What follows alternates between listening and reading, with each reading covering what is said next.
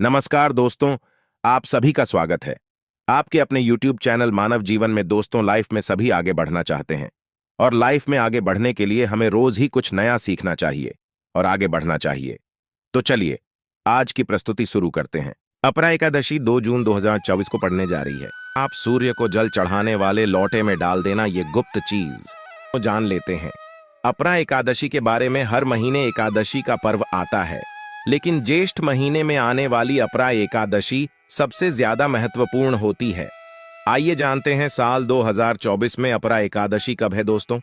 अपरा एकादशी तिथि भगवान विष्णु को समर्पित है।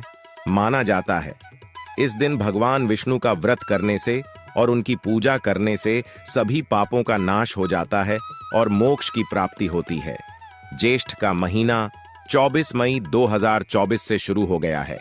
ज्येष्ठ माह के कृष्ण पक्ष की अपरा एकादशी और शुक्ल पक्ष की निर्जला एकादशी दोनों ही बहुत महत्वपूर्ण मानी जाती है। ज्येष्ठ माह में गर्मी चरम पर होती है और एकादशी में 24 घंटे व्रत किया जाता है, जो बहुत कठिन होता है। आइए जानते हैं इस साल अपरा एकादशी 2024 की डेट, पूजा मुहूर्त और क्यों किया जाता है। यह व्रत ज्येष्ठ मास के कृष्ण पक्ष की अपरा एकादशी तिथि 2 जून 2024 रविवार को सुबह 5 बजे पर शुरू होगी और अगले दिन 3 जून 2014 सोमवार को प्राप्त जो तुम्हें 30 मिनट पर समाप्त होगी। इस साल अपरा एकादशी 2 और 3 जून दोनों दिन है। इस अपरा एकादशी का क्या महत्व होता है दोस्तों। अपार शब्द का अर्थ होता है असीमित, यानी कि अपरा एकादशी का व्रत करने वालों को असीमित सुख और धन की प्राप्ति होती है। इसी कारण इसे अपरा एकादशी कहा जाता है। इतना ही नहीं, अपरा एकादशी को असीमित लाभ देने वाली एकादशी भी कहा जाता है। अपरा एकादशी समस्त पापों से मुक्ति दिलाने वाली एकादशियों में से एक मानी जाती है। ऐसी मान्यता है कि इस व्रत को करने से पापों का अंत होता है। इतना ही नहीं, व्यक्ति को कई तरह के रोग, दोष और आर्थिक समस्याओं से भी छुटकारा मिलता है और अक्षय पुण्य की प्राप्ति होती है। पांडवों ने श्री कृष्ण के मार्गदर्शन में इस व्रत को करके महाभारत युद्ध में विजय प्राप्त की थी। दोस्तों, अपरा एकादशी के दिन स्वर्ग का दरवाजा खुल जाता है, इसलिए इस दिन किया गया दान पुण्य अन्य दिनों में किए गए दान पुण्य से अधिक फलदायी होता है। वास्तव में 2 जून अपरा एकादशी के दिन अगर आप यह उपाय कर लेते हो तो यकीनन आप पर मां लक्ष्मी की कृपा होगी और आप धनवान बन जाओगे। तो मुझे बताना दोस्तों, बस जो उपाय आपको बताया जाए वह उपाय कर लेना। चलिए जानते हैं एकादशी के दिन दोस्तों, भगवान सूर्य देव को जल चढ़ाते समय भूल से भी ना करें। ये गलतियां पुराणों के अनुसार कहा जाता है कि दुनिया के सभी मनुष्य को स्नान करने के पश्चात भगवान सूर्य देव को अवश्य जल चढ़ाना चाहिए। दोस्तों, तांबे के लोटे से जल चढ़ाना बहुत ही अच्छा माना जाता है। जल के साथ अक्षत एवं फूल मिश्रित कर भगवान सूर्य देव को जल चढ़ाने से भगवान सूर्य देव बहुत ही जल्दी प्रसन्न होते हैं। जल को चढ़ाते समय सूर्य देव के मंत्र का उच्चारण भी करना चाहिए। इससे मन में पॉजिटिव ऊर्जा प्रवेश करती है। जिन लोगों का स्वास्थ्य अक्सर खराब होता है, यदि वे लोग हर सुबह स्नान करने के उपरांत भगवान सूर्य देव को जल चढ़ाते हैं तो उनको स्वास्थ्य से संबंधित जितनी भी समस्या होती है उन सभी का निवारण प्राप्त हो सकता है। बहुत से लोगों की कुंडली में सूर्य की दशा ठीक नहीं होती। इन लोगों को अवश्य ही रोजाना स्नान करने के पश्चात भगवान सूर्य देव को जल चढ़ाना चाहिए। इससे उनके घर में जो भी खराबी है उसमें सुधार आ सकता है। सवाल यह है कि सूर्य भगवान को कैसे जल चढ़ाएं एवं कब जल चढ़ाएं। चलिए अब हम बात करते हैं कि भगवान सूर्य देव को जल चढ़ाते समय हमें किन बातों का ध्यान रखना चाहिए। यदि आप भगवान सूर्य देव को जल चढ़ाते समय या गलतियां कर रहे हैं तो भगवान सूर्य देव को जल चढ़ाना और न चढ़ाना एक समान है। आइए जानें। भगवान सूर्य देव को जल चढ़ाते समय होने वाली गलतियों के बारे में हो सकता है कि इन्हीं गलतियों के कारण आपके रोजाना सूर्य देव को जल देने से भी आपको किसी भी तरह का कोई लाभ प्राप्त नहीं हो पा रहा है। परंतु दोस्तों, उससे पहले आपसे रिक्वेस्ट करते हैं कि वीडियो को लाइक अवश्य करिएगा, दोस्तों को शेयर कर दीजिएगा और यदि आपने अभी तक चैनल को सब्सक्राइब नहीं किया है तो चैनल को सब्सक्राइब करके बेल आइकॉन अवश्य दबा दें। सबसे पहली बात, पूर्व की ओर मुख रखें। भगवान सूर्य देव को सदैव पूर्व की रखकर जल चढ़ाना चाहिए। जल चढ़ाते समय उस जल के छींटे आपके पैरों के ऊपर नहीं पड़नी चाहिए। सदैव इस बात का ध्यान रखिए कि जहां से भी आप जल चढ़ा रहे हैं उस स्थान से भगवान सूर्य देव को जल देने वाले लौटे का जल आपके पैर में किसी भी हाल में नहीं गिरना चाहिए। यदि जल चढ़ाते वक्त आपके पैर में भी जल गिरता है तो यह अच्छी बात नहीं है, क्यों कि इससे सूर्य देव क्रोधित हो जाते हैं। आपके ऊपर किसी के अशुभ दृष्टि भी बढ़ सकती है। सूर्य देव को जल चढ़ाते समय सूर्य देव के इस मंत्र का जाप करें, ओम सूर्याय नम। दूसरी बात, बिना स्नान किए जल चढ़ाएं, भूल से भी यह गलती न करें। तीसरी बार, ताम्रपत्र का उपयोग आजकल प्लास्टिक रहा है। प्लास्टिक की किसी भी प्रकार की चीजों से भगवान सूर्य देव को जल बिल्कुल भी अर्पित न करें। इसके अलावा स्टील, पीतल, कांच इत्यादि पत्रों का भी प्रयोग न करें। भगवान सूर्य देव को जल चढ़ाने के लिए सदैव ताम्रपत्र का प्रयोग करना चाहिए। इसके पीछे वैज्ञानिक कारण यह भी है कि सूर्य देव की उष्णता से प्लास्टिक से कुछ जहरीली गैसें निकलती है जो हमारी सेहत के लिए भी अच्छी नहीं होती। चौथी बात, ब्रह्मा मुहूर्त में ही अर्पित करें जल। कोशिश ब्रह्मा मुहूर्त में ही आप भगवान सूर्य देव को जल अर्पित करें। ब्रह्मा मुहूर्त का समय अर्थात सुबह के 3 से 5 बजे का समय भगवान सूर्य देव को जल अर्पण करने का सबसे अच्छा समय माना जाता है। जल चढ़ाने से पूर्व आपकी नियमित क्रियाकलाप भी पूर्ण होनी चाहिए। आप स्वच्छ वस्त्र पहनकर ही सूर्य को अर्घ्य दें।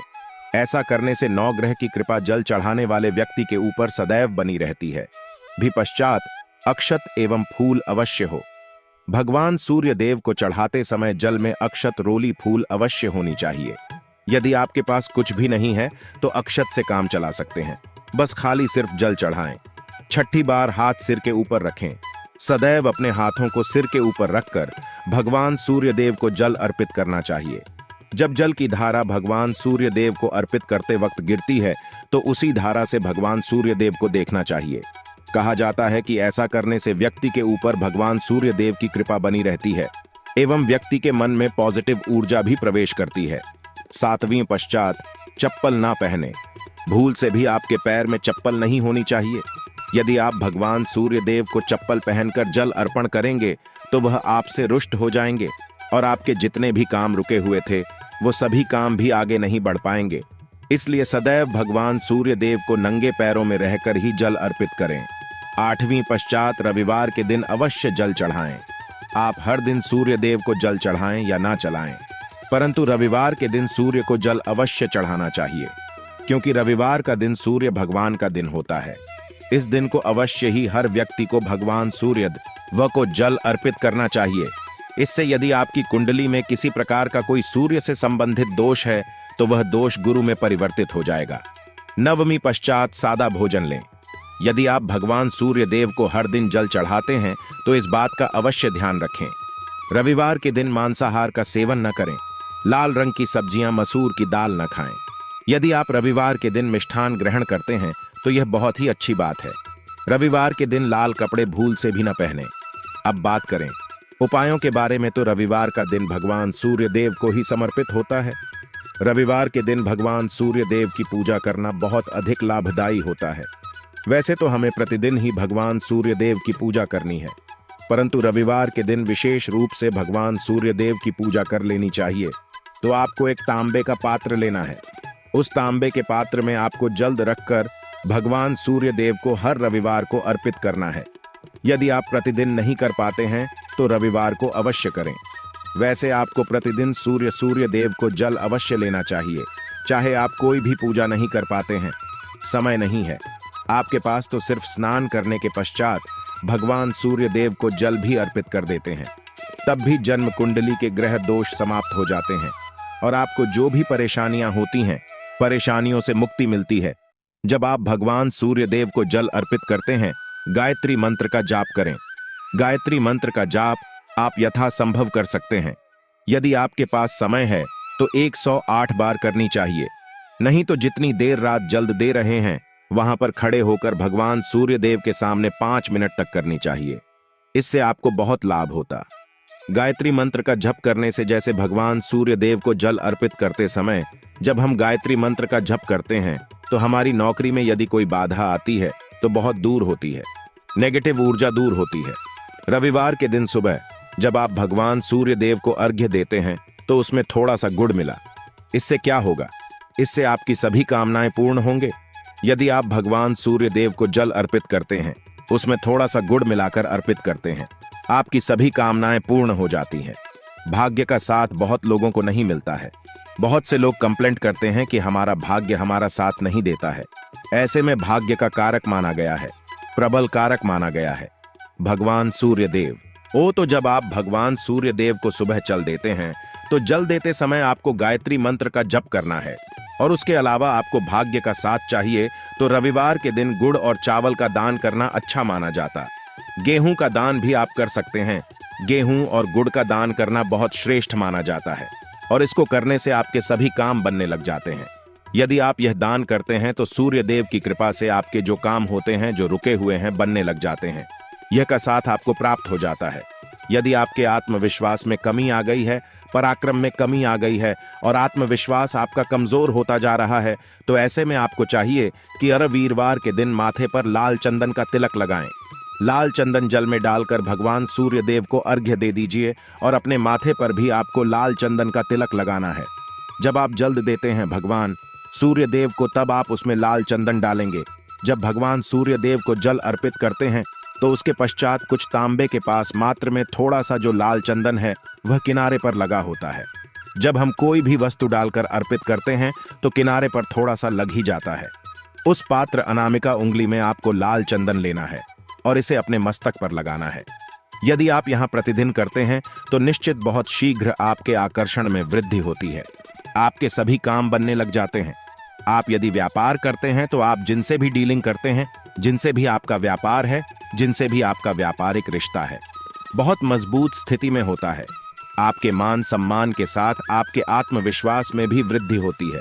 सूर्य की कृपा पाना चाहते हैं तो लाल मसूर की दाल किसी ब्राह्मण को रविवार के दिन दान कीजिए। यदि आप किसी मन को लाल मसूर की दाल दान करते हैं तो इससे आपकी जन्म कुंडली के ग्रह दोष दूर होते हैं। ये आप 7 रविवार करनी चाहिए। जैसे कि आप दान करते हैं, आप जैसे इस रविवार से अपने शुरू किया तो 7 रवि लगातार कर देंगे तो आपको बहुत शीघ्र लाभ हो जाता है। ग्रह दोषों से मुक्ति मिल जाती है। रविवार के दिन गुड़ खाकर किसी काम पर लेना चाहिए। जैसे प्रातः काल आप थोड़ा सा गुड़ खा लेते हैं तो इससे भगवान सूर्य देव बलि हो जाते हैं और गुड़ और चावल से बनी हुई थी। यदि आप भगवान सूर्य देव को चढ़ाते हैं तो इससे दिल भी बहुत अच्छा हो जाता है। भगवान सूर्य देव को अर्पित करने के पश्चात आप यह खीर प्रसाद स्वरूप स्वयं ही खा सकते हैं और परिवार का सभी लोग खा सकते हैं। इससे आपकी तरक्की होती है। जीवन में आपको सफलता की प्राप्ति होती है। व्यापार नौकरी हो, हर जगह आपको तरक्की मिलती है। और यदि आपके घर में कोई बीमार है, बहुत समय से भी तो उनसे कहें कि वह भगवान सूर्य देव को तांबे के पात्र में रोली और लाल फूल डालकर अर्पित करें। लाल फूल आप कोई भी ले सकते हैं। गुलाब का, गुड़हल का, जो भी लाल पुष्प उपलब्ध हो उसको तांबे के पात्र में डालकर थोड़ी सी रोल या लाल चंदन डाल सकते हैं। ऐसा करने से सूर्य ग्रह बली हो जाता है तो आत्मविश्वास बढ़ता है। आत्मा के कारक है सूर्य देव, और जब आत्मविश्वास बढ़ता है रोगों से मुक्ति मिलती है, नेगेटिव शक्तियों से छुटकारा मिल जाता है, दवाइयां शीघ्र ही काम करने लग जाती हैं। रविवार के दिन आदित्य हृदय स्तोत्र का पाठ जरूर करना चाहिए। यदि आप चाहते हैं आपको सूर्य ग्रह का पूर्ण लाभ प्राप्त हो, चाहे आपकी जन्म कुंडली में सूर्य मजबूत स्थिति में भी हो, तब भी रविवार को आपको आदित्य हृदय स्तोत्र का पाठ जरूर करना चाहिए। आदित्य हृदय स्तोत्र का पाठ यदि आप 3 बार करते हैं प्रतिदिन, फिर 3 बार रविवार को भी कर लेते हैं, तो इससे भी आपके जीवन की परेशानियां दूर होती हैं। आपके मन में कोई भी काम ना हो, जैसे हमें शुरू में ही कहा, गुण चाहिए, संतान चाहिए, मान सम्मान चाहिए, आत्मविश्वास चाहिए, शिक्षा में सफलता चाहिए, नौकरी में सफलता चाहिए, सरकारी नौकरी चाहिए, जीवन में आपकी कोई भी समस्या हो, उस समस्या से मुक्ति पाने के लिए आपका आत्मविश्वास बली होना बहुत आवश्यक है। यदि आपके अंदर आत्मविश्वास होगा तो आप किसी भी मुक्ति पालेंगे। और आत्मविश्वास की प्राप्ति तभी होती है जब सूर्य हमारी जन्म कुंडली आज में के लिए बस इतना ही इस वीडियो में दी गई बहुत ही जानकारी। अचूक उपाय हम अगर आपसे आपको शेयर अच्छी लगी करने हो वाले तो हैं। प्लीज यहाँ हमारे आप चैनल अवश्य मानव कीजिए। जीवन को यदि सब्सक्राइब आप करें, किसी लाइक भी करें प्रकार से और किसी भी हमारे वीडियो समस्या में से अंत घिरे तक हुए बने हैं, रहने के लिए कोई भी धन्यवाद। आपकी विशेष कामना है तो यह उपाय अवश्य कीजिए। सूर्य को आप जब जल देते हैं तो जल देते समय जल में आपको एक बिल्व पत्र डालना है और इस बेल पत्र के साथ भगवान सूर्य को जल देना है। तो आप तांबे का पात्र लें, उसमें थोड़ा सा गंगा जल डालें, थोड़ा सा जल डालें, थोड़ा सा रोली डालें और इसके साथ ही एक बेल पत्र डाल दीजिए। आप थोड़े से अक्षत भी डाल सकते हैं। अक्षत क्या होता है? चावल होता है जिसके टूटे हुए दाने न हो, बिल्कुल साबुत चावल होता है, उसे अक्षत कहा जाता है। तो थोड़े से अक्षत रोली और बिल्वपत्र डालकर भगवान सूर्य देव को जल देना है 7 बार में। पको जल्द देना है, जैसा कि बताया जाता है आपको 3 बार में जल देना चाहिए। रोक रोक कर एक ही पात्र का जल हम 3 बार में देते हैं। हमें बिल्वपत्र डालना है तो इस विशेष सामग्री की वजह से हम इस जल को 7 बार में भी दे सकते हैं। तो आप रोक रोक कर उसे जल को, एक पत्र के जल को ही 7 बार में दीजिए। भगवान सूर्य देव को देखते हुए आपको मंत्र बोलना है। QM है, वहीं भीम सूर्या नामक एक युवक ही नहीं। भीम सूर्याय नमः। तो इस प्रकार से आप इस मंत्र को बोलते हुए यदि भगवान सूर्य देव को जल अर्पित करते हैं तो शीघ्र ही आपके मन की कामनाएं पूर्ण हो जाती है। आपकी जो भी कामना है भगवान सूर्य देव से कहे।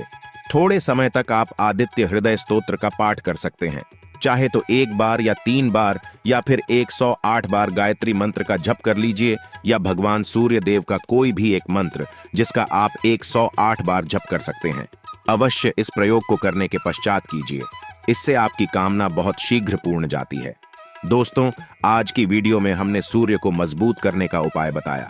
सूर्य को मजबूत करना बहुत आवश्यक है। सूर्य आत्मा के कारक है और सबसे जरूरी है आत्मविश्वास का बली होना। यदि हम जीवन में किसी भी प्रकार की सफलता पाना चाहते हैं तो बहुत जरूरी है कि आप भगवान सूर्य देव की आराधना कीजिए। आज के लिए बस इतना ही इस वीडियो में दी गई जानकारी। अगर आपको अच्छी लगी हो तो प्लीज हमारे चैनल मानव जीवन को सब्सक्राइब करें, लाइक करें और हमारे वीडियो में अंत तक बने रहने के लिए धन्यवाद।